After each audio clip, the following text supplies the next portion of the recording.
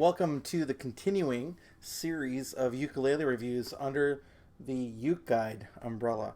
Again, if you are interested, you can go to ukestuff.info and you can download this Uke Guide as you consider ukuleles that you might want to purchase. This is a relatively new ukulele to me.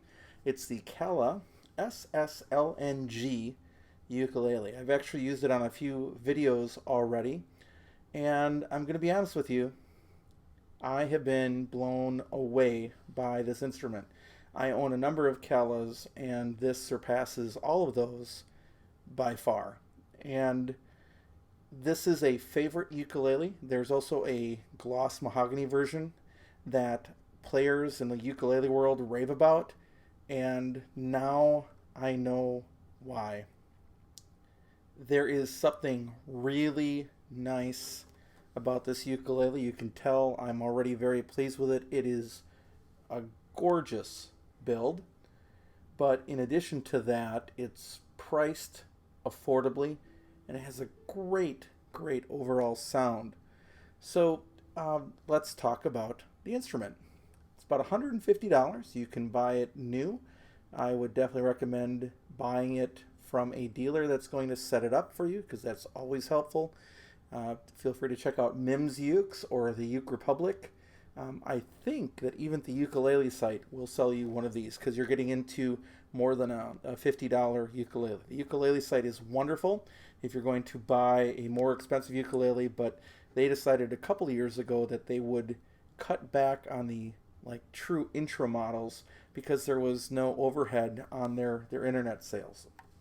So I think you can order the SSLNG from the ukulele site as well. All three of those dealers, and there might be one near you, or there might be another dealer that you use, that will make sure that the action is set low at the 1st fret and the 12th fret for you, that the frets are level so that there aren't any buzzes, kind of give it a quality control check, and then when you pick up the instrument, all you got to do is tune it, and tune it, and tune it, and tune it, and tune it, and tune it, but then also just start playing it. You don't have to do any other kind of stuff with it.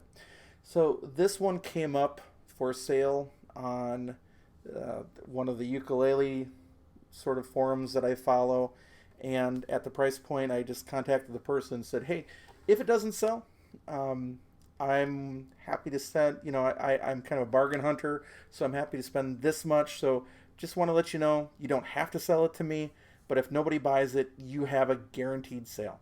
And the price was so good that I thought it was going to go. Nobody bid on it, and I ended up getting this and a rather nice hard case that goes with it. Now, that said, let's talk about the instrument and why you might want a hard case as well, which makes this a little more expensive because to buy a hard case, but you can even buy a hard case off of eBay or Amazon in the $30 or less range. So let's talk about it. So Kala SSLNG. LNG means long neck. So it isn't just a soprano. It has the body of a soprano, but it has the neck of a concert, or really close to it. So if you've ever thought that soprano was really too tiny for you, this gives you a little more space, and there are a few companies that do make long neck sopranos. And in fact, I've been in conversation with Flight Ukulele, not for a special model, but they have this wonderful entry-level model called the TUS35, and I'll do a review of one of those sometime too. But it's a soprano, and the perfect marriage would be a long neck soprano or a concert, and they said that they're working on it right now, which is really exciting. That might be out in the fall of 2019. So Koaloha makes some long neck sopranos. Kamaka, my friend David Reminger, who is known as Ukester Brown, has a 100th anniversary long neck soprano Kamaka. Wonderful. I mean, just wonderful instruments, and there's something perfect about that matching of soprano body with concert neck. I understand that I like concert, and some people like tenor and baritone, whatever, but there's a lot of players that swear by this instrument or its mahogany sort of sister or brother, and I can't blame them anymore. Originally, I was like, yeah, whatever, I've played Kalas, whatever. This one changed my mind. I'm not talking about the high-end Kalas either. I'm talking all the import Kalas. I'm not talking about the ones made in the U.S. So, and again, I own Kala, so I'm not against Kala. I love Kala, but this instrument blew me away. Now, I was not the first owner. For sure, I'm at least the third, and it's not leaving me. So, along with that long neck, it has a solid spruce top. The other one, the mahogany version, just is a laminate mahogany. And then it has this beautiful laminate mahogany back and sides. And you can see the binding, and you can see the purfling there. You can see the purfling around the sound hole. And it's just gorgeous instrument all the way around. So it's definitely some eye candy. It's not over blingy, but it definitely looks really nice. But then it's a joy to play, and it's a joy to do everything with. So about $150, but you'll also want to plan to get a case because of that solid spruce top. And it's not necessarily just a throwaway ukulele. And if you live somewhere where there's winter or a dry summer, you will probably want to get a humidifier with this because the solid spruce top will need a little bit of maintenance. Now, don't get crazy about that because you can even make your own humidifiers if you need to.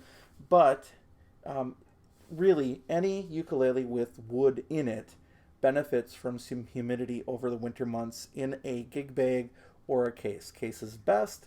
Gig bag is okay, but just keep in mind that if you buy one of these, you'll want to take care of it in that context a little bit.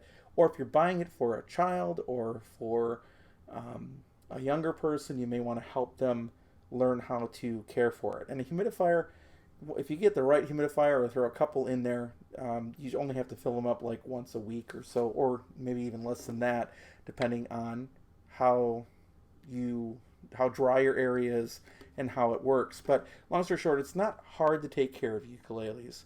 It just requires just a modicum of care, which is pretty easy to do. So, all right, so cost, about $150.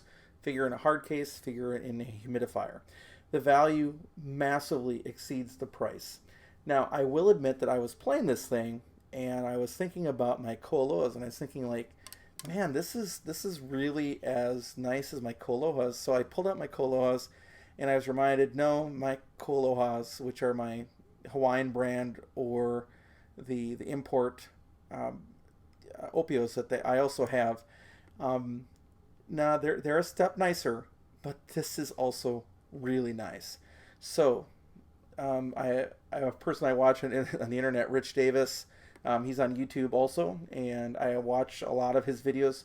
And one of his questions is, do I think that, whatever ukulele sounds that many times better? And I'll be honest with you, does my Koaloha sound 10 times better than this? And the answer is no. It's definitely better, but it doesn't sound 10 times better than this. And if I had to, if this was my only ukulele, could I survive? And the answer is also yes. I'm glad I don't have to, but just so you kind of know where it's going. The build quality in this thing is flawless. I mean, and again, to be the third owner, I mean, there's a couple scuffs up here, but that's not from the company. That's simply, use. And I buy ukuleles to play them. I'm not a collector to just put them on a shelf or whatever. They all come down every now and then and they get played or taken to certain spots. So it is a flawless build. It's beautiful. I can't find anything wrong with it. It has notch kerfing on the inside. You can see the bracing. It's, there's not like glue drops in there. Everything is lining up. There's no rough edges. The gloss is perfect except for my fingerprints all over it because I play this one a lot. Just flawless. We've talked about its appearance, how pretty it is already. Even look at the two pieces on the back and how they have that back stripe on the back there. The binding, which has, again, the purfling there and the purfling there. I'm glad that showed up on the camera. The side marker dots, headstock looks great. Gorgeous wood stripe. I mean, it's just a gorgeous ukulele. So I really do think it looks great. Some people like more blinged out, but this is about as nice as I would ever really be looking for. Now, if I buy one that's got more stuff on it, I'm not against that. But I'm just saying this has everything that I'd be looking for, and where people would look and say, oh, that looks really nice. I think that's really good. You can buy these right now. The big difference is the new ones have a walnut fretboard because of the restrictions of redwood. So keep that in mind. Playability, the long neck, 35 millimeter nut, makes it really nice to play. The extra frets are really nice, so when you start playing chord melody stuff, you can go a little bit higher on there. But the one thing that some people might find as a negative is the gloss neck. So I just watched a video the other day by the Ukulele Fool where she talked about taking sandpaper to her neck to remove the gloss. I can deal with this gloss. It doesn't bother me, but I can see some players complaining about it because some people just want to set and finish up on the neck where they're playing. I'm fine with it, but I'll take it as it is. Sound quality, it just blows me away. It's loud. It's punchy. There's subtlety in the Koaloha experience. When I play my full Koaloha compared to this, yeah, the Koaloha sounds better. But it's really good. So, I mean, I was already playing around with some stuff at the beginning. Not necessarily the best playing at the moment, but that's okay, just playing around with it. So here's a little bit more for you to listen to.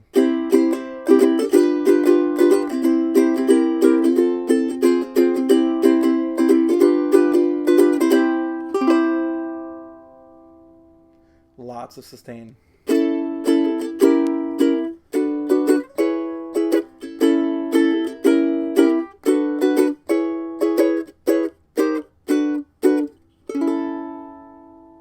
It's just a great sound for a $150 instrument that's mass produced and available just about everywhere. Great sound, punchy, bright, and bright may not be your thing, and then maybe the mahogany be a better choice. But I think it's fantastic. And having bought into it later, and only when it was on a discount, I really can't fault all those other people that this becomes their favorite ukulele. You know, it's great. It's great. Definitely recommended. So scale length concert, it's actually not a full 15 inches. It's just under 14.875 inches. 18 frets with side marker dots, double bout body.